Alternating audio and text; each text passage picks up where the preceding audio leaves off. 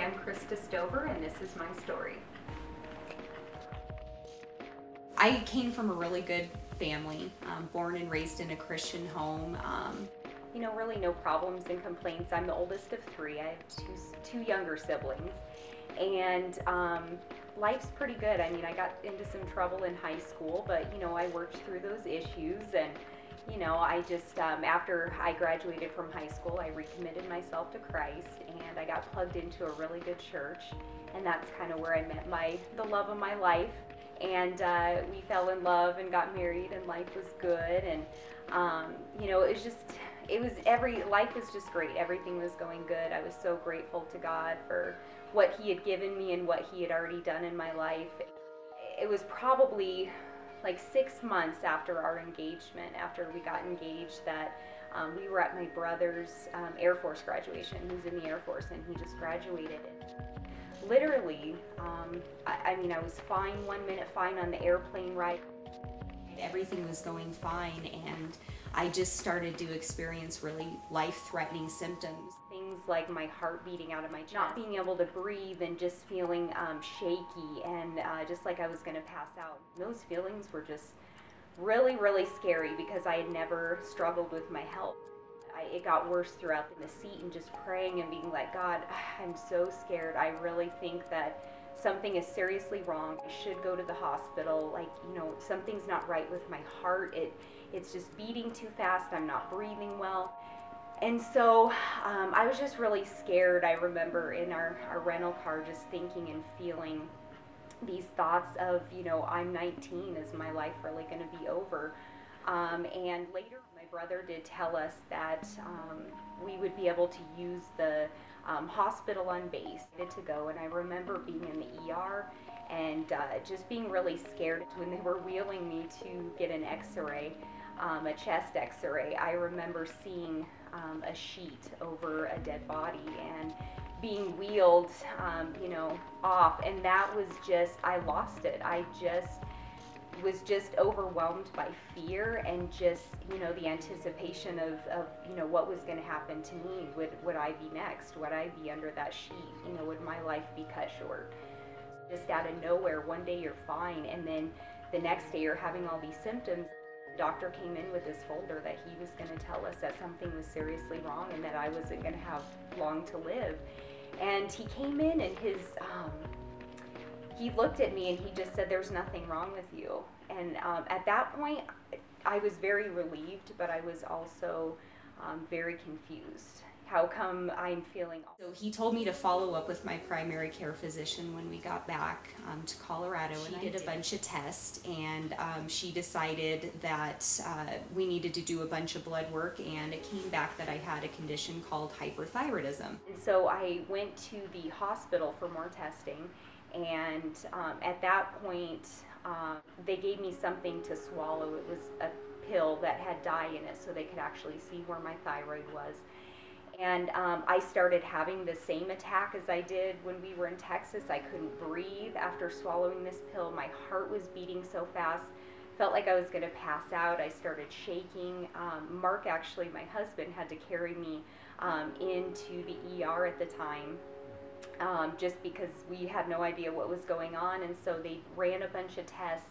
One of the ER doctors even said that he was going to do a leukemia test, and so I'm thinking they're going to find something today. This is too serious not to. And he came back and he's like, we didn't find anything. Again, we didn't come up with anything. We know something's wrong, probably with your heart. So we want you to go see a cardiologist. And I went to the cardiologist, and I remember just sitting in a room full of older people, and them just staring at me like, wow, you're here, why are you here? You're young, you should be healthy. I did see the cardiologist, was put on a heart monitor for like a month. They monitored my heart, didn't come up with anything. They told me to go to another specialist. We went to a rheumatologist doctor. We had all kinds of tests. They didn't come up with anything. An immune doctor deals with thyroid.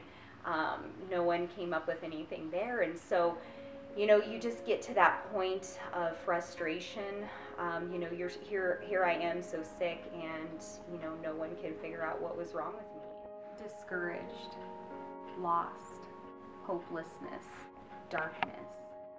We actually became pregnant with our first daughter, and that was kind of a surprise, especially considering all the health problems. I kept going with life, even though I was sick. To be honest, was just masking symptoms by being on heart medication and things to kind of control my symptoms. We noticed that she wasn't well, and this was extremely, extremely upsetting for us. I mean, not only did I have to deal with my health, but now we have this precious child who's now sick. So we continued to take her to specialists, and they didn't have any answers for us either. That's, I think, at the time that bitterness in my heart really set in. Bitterness at the doctors, bitterness at family and friends who didn't understand what we were going through, the bitterness of just people who I knew that were doing bad things to themselves. So, here we are in this, and here's everyone around us, healthy and well and living life. And really do much of anything when you're so fatigued and in pain all the time, and the heart palpitations, and just generally not feeling good at all. And it really took control of my life. I went through probably the lowest point of my life. I just didn't even want to be here. I didn't want to even, live anymore. It got that bad, and it was just a really depressing time. And, my relationship with God really was hindered by it. I felt very distant from God because I was mad at Him. I was angry. Fear, anger, resentment, unhealthy, just so angry and so bitter and so mad. At that point, I think my husband knew that, he needed to do something, and he really stepped in and really just started researching. And interesting, it was something that wasn't well known in the medical field called Lyme disease. And what Lyme disease is it is from a tick bite. It is a bacterial infection that can basically take over your body. It can go into organs. Anywhere it wants to go and destroy, it can. We're now into 7 years of no answers, and just living life in just darkness. And so anyway, we did go to this doctor, and he was very nice, and he said that he would be able to help me and my daughter. And my daughter got better in about 6 months, and we were just really, really thankful.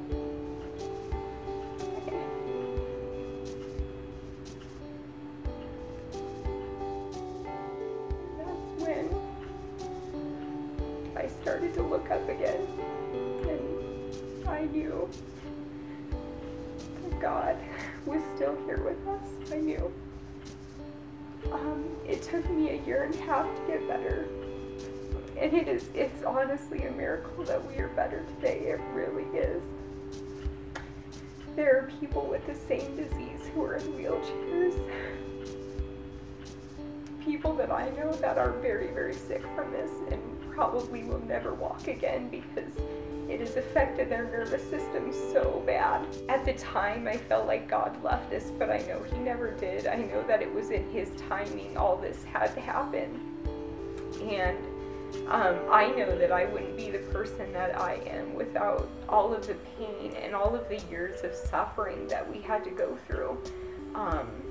And looking back, I know that, the enemy, at any time in your life, especially in the darkest hours of your life, will let bitterness take a hold of your heart. And it just grips you, and it affects your entire life. And, I don't want to say I've wasted, 7 years being sick, because I don't believe that. I believe that God had a very specific plan to get me to where I am today. But I also believe that bitterness is it's such an evil thing, and it provides this gap between you and God, and it's not good to be bitter. It's not good to have that in your heart, because what it does is it makes you lose all hopelessness. It allows you to lose your faith in God. Looking back, had I wished that I would have pursued God more and followed God more instead of being angry and mad. And His timing's always perfect. It's easier said than done, especially after 7 years. But I think that, you know, now that I look back, bitterness has really affected my life, and you know, even in that situation. And you know, when I start feeling that way now, I just take it to God and I pray and I give it up to Him, and it's just, I have so much peace about it now, and life is definitely a lot better. Hi, I'm Krista Stover, and this is my story. Damn.